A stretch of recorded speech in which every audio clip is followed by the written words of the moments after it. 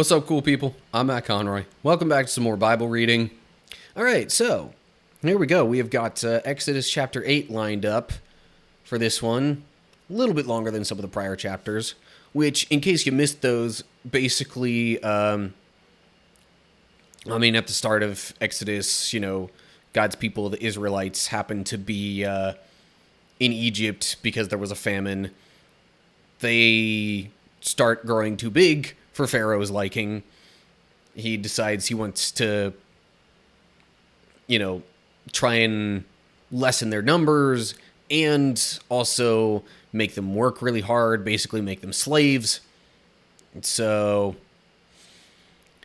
yeah, essentially then a boy named Moses is born. He's kind of kept safe for a while. When he grows up, he winds up fleeing Egypt, living, elsewhere for a while, but then God tells him, hey, I need you to come here and help me free my people from Egypt. And we're in the process of that right now. The last chapter, Moses and his brother Aaron kind of started, showing God's power to Pharaoh. First off, by way of a staff turning into a serpent of some kind. And then after that, they wound up turning the water from the Nile River into blood, which had significant impact on the people of the area.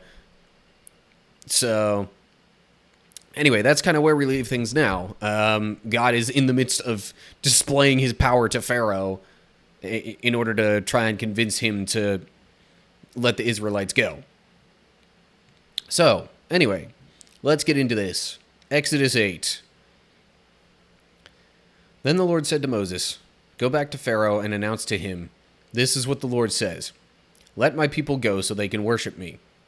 If you refuse to let them go, I will send a plague of frogs across your entire land. The Nile River will swarm with frogs. They will come up out of the river and into your palace, even into your bedroom and onto your bed.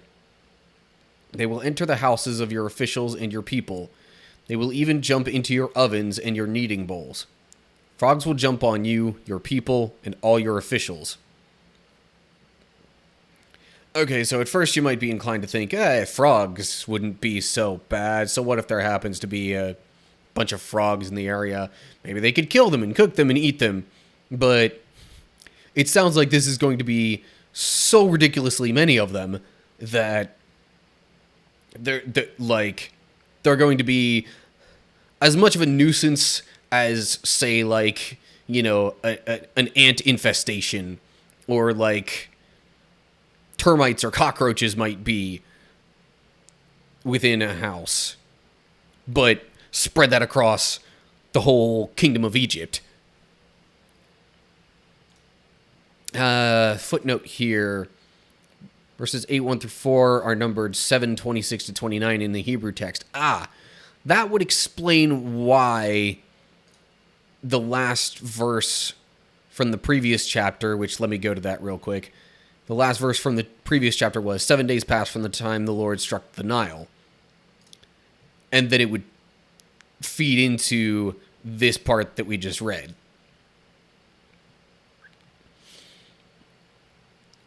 So, but, this stuff right here is happening then at the same time as the preceding verses afterwards. So maybe makes a little more sense to include those where they are now instead of before in the previous chapter. But I would almost think you want to include that verse that mentions it being 7 days later in chapter 8 then. But whatever. It is what it is. So then, moving along to verse 5 now. Then the Lord said to Moses, "Tell Aaron, raise the staff in your hand over all the rivers, canals, and ponds of Egypt, and bring up frogs over all the land." So Aaron raised his hand over the waters of Egypt, and frogs came up and covered the whole land. But the magicians were able to do the same thing with their magic. They too caused frogs to come up on the land of Egypt.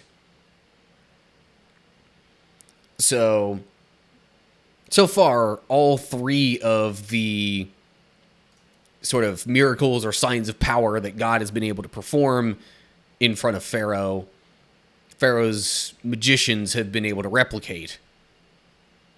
Which, again, I can't help but wonder how it would be delineated which frogs came from the magicians and which ones came from God. But in any case, I think the point is Pharaoh winds up being convinced that, his magicians are able to do the same thing, so he's not particularly impressed with God. Also, footnote here. Okay, this is just, again, talking about how the verses are numbered in the Hebrew text. All right, so, verse 8. Then Pharaoh summoned Moses and Aaron and begged, "Plead with the Lord to take the frogs away from me and my people. I will let your people go so they can offer sacrifices to the Lord." "You set the time," Moses replied. "Tell me when you want me to pray for you, your officials, and your people. Then you and your houses will be rid of the frogs. They will remain only in the Nile River." "Do it tomorrow," Pharaoh said. "All right," Moses replied. "It will be as you have said. Then you will know that there is no one like the Lord our God. The frogs will leave you and your houses, your officials, and your people. They will remain only in the Nile River." So, this in particular makes it sound, which this should be kind of obvious, I guess, but it's like the frogs came specifically from the Nile River and, maybe vacated it in order to, enact this plague or annoying thing, whatever you want to call it. It says plague in the Bible, so that's the word I'm going with. But Pharaoh seems like he's actually, breaking down and saying, "Fine, all right, get rid of these frogs and I'll let your people go." We'll see if that actually happens. Verse 12. So Moses and Aaron left Pharaoh's palace, and Moses cried out to the Lord about the frogs he had inflicted on Pharaoh. And the Lord did just what Moses had predicted. The frogs in the houses, the courtyards, and the fields all died. The Egyptians piled them into great heaps, and a terrible stench filled the land. But when Pharaoh saw that relief had come, he became stubborn. He refused to listen to Moses and Aaron, just as the Lord had predicted. So,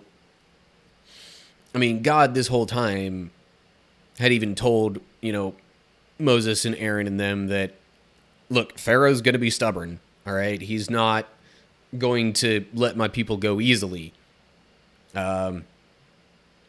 So Moses prayed to God. The frogs died, but then Pharaoh's like, all right, problem solved. I don't need to beg and plead anymore. You know what?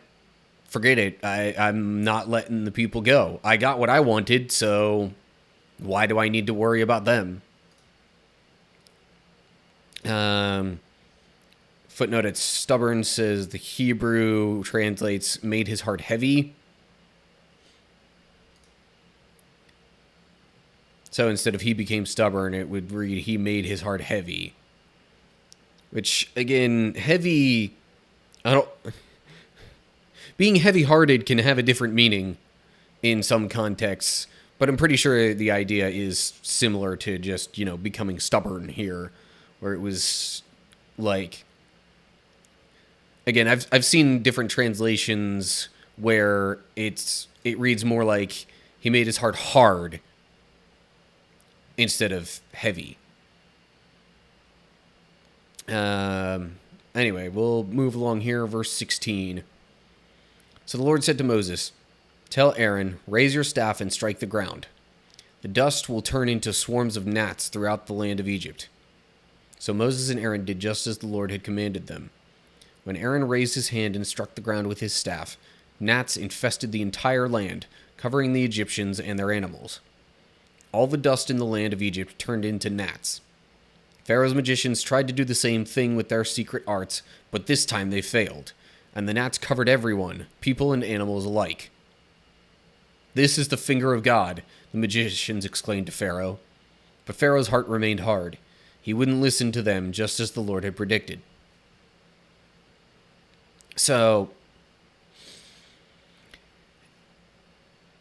with the previous acts of God here, the magicians had been able to replicate them, but they couldn't this time. So we have further kind of increased the just how obvious it is that this is God's work here. And not only is everything infested with frogs like it was before, I mean, it's not anymore, but now there's gnats that are getting, basically everywhere.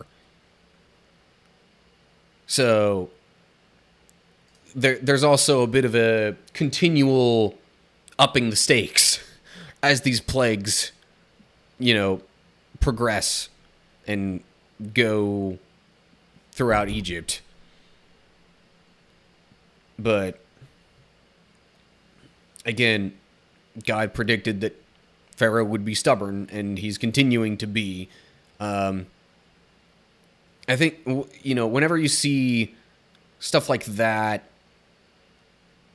kind of repeated, especially within a relatively short span of verses in the Bible, they're trying to drive the point home pretty clearly.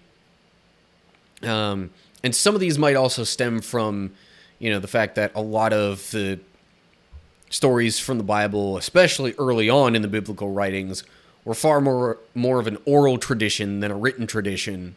And so, different kind of, audible devices, so to speak, different literary devices might have been used to help kind of increase the memorization of these events. So if you ever wondered why, certain things like he wouldn't listen to them just as the Lord had predicted, that kind of stuff keeps getting repeated. If you wonder why that happens, those are some possible reasons why. Those might both actually be true simultaneously of this.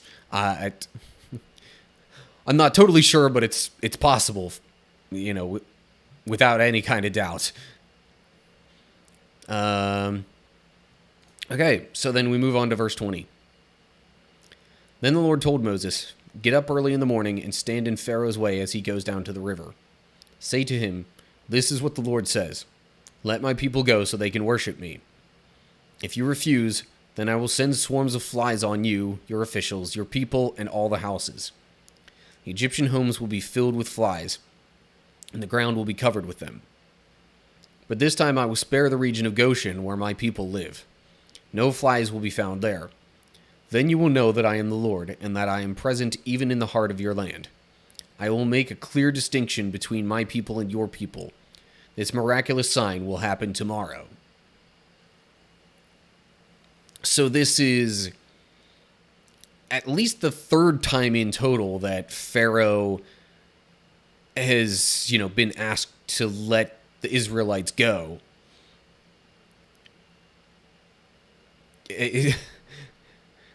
You'd think after so many times, he might kind of start to cave a bit, which it seemed like he was going to with the frogs, but anyway. So now God's showing yet another way of demonstrating that this is in fact him at work. He's not only going to bring a plague that will affect a whole lot of people and places and things, but he's going to, have it not affect his people and the land where they live. So before it might have been affecting all of it, including Goshen, but now God's separating Goshen and saying okay, this isn't going to happen here because these are my people, and I want you to make it. I want you to see that these are my people, and that this is my power. So, anyway, verse 24. And the Lord did just as he had said. A thick swarm of flies filled Pharaoh's palace and the houses of his officials. The whole land of Egypt was thrown into chaos by the flies. Pharaoh called for Moses and Aaron. All right, go ahead and offer your sacrifices to God. But do it here in this land. But Moses replied, that wouldn't be right. The Egyptians detest the sacrifices that we offer to the Lord our God. Look, if we offer our sacrifices where the Egyptians can see us, they will stone us.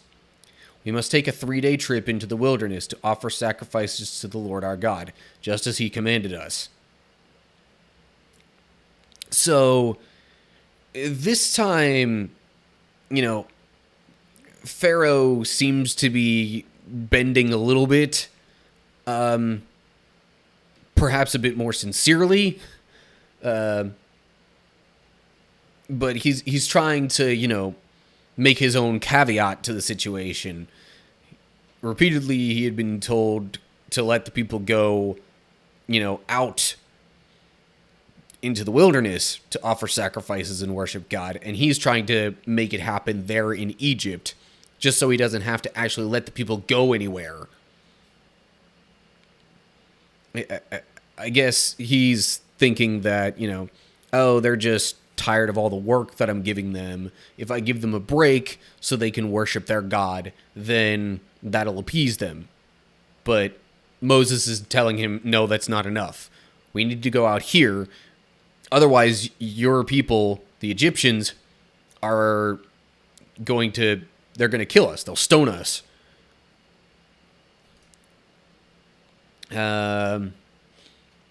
So then we get to verse 28. All right, go ahead, Pharaoh replied. I will let you go into the wilderness to offer sacrifices to the Lord your God. But don't go too far away. Now hurry and pray for me. Moses answered, as soon as I leave you, I will pray to the Lord, and tomorrow the swarms of flies will disappear from you and your officials and all your people. But I'm warning you, Pharaoh, don't lie to us again and refuse to let the people go to sacrifice to the Lord. So Moses left Pharaoh's palace and pleaded with the Lord to remove all the flies. And the Lord did as Moses asked, and caused the swarms of flies to disappear from Pharaoh, his officials, and his people. Not a single fly remained. But Pharaoh again became stubborn and refused to let the people go. So, also apparently I missed a footnote somewhere in the mix, but whatever.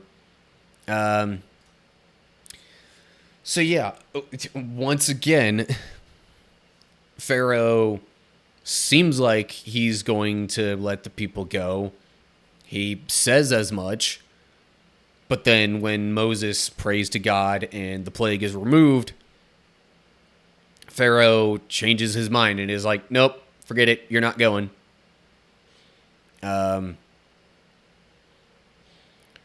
It kind of makes you wonder what would make him do this twice. Or, if he's just intentionally being deceptive when he says to let the people go. Or when he says that he will let the people go as long as they remove the plague. That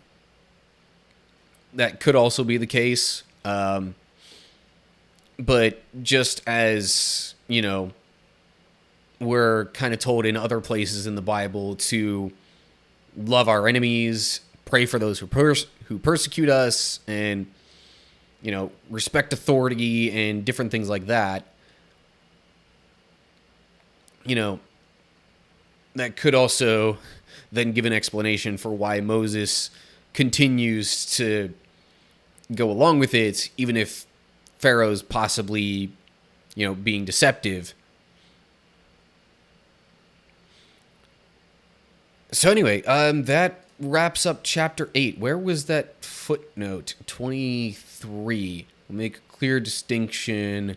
Okay, rather than make a clear distinction between the Hebrew reads, I will set redemption between my people and your people.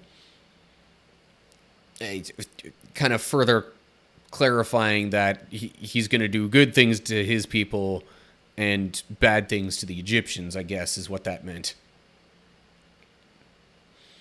Anyway, okay, so that kind of, again, wraps up and takes care of my thoughts regarding Genesis chapter 8. As always, like the video if you enjoyed it, share with others if you want them to see, subscribe to my channel to see more of my videos, and click the bell to get updates when I post new ones. Also, if you want to see me, recording these and doing this stuff live, head on over to my Twitch page. You just go to twitch.tv/thatrandomchristiangamer. It's the same channel name, so it's not that hard to find. But yeah, I generally stream on Thursdays, roughly 2 to 5. I usually send out updates on, like, Twitter and Facebook and stuff the day of, just kind of giving an estimate of when I'll actually start. So, yeah, look down in the description for info on social media stuff if you want to know when those are happening exactly, so you can hop on over to the streams and interact that way, and actually maybe be part of the video if, I see your comment in the chats and engage with it. But otherwise, if you want to leave comments the normal YouTube way, do that down below as well. So that's it for now. As always, thanks for watching. Hope you're all doing well. Hopefully I will see you for the next video. But until then, stay cool, people.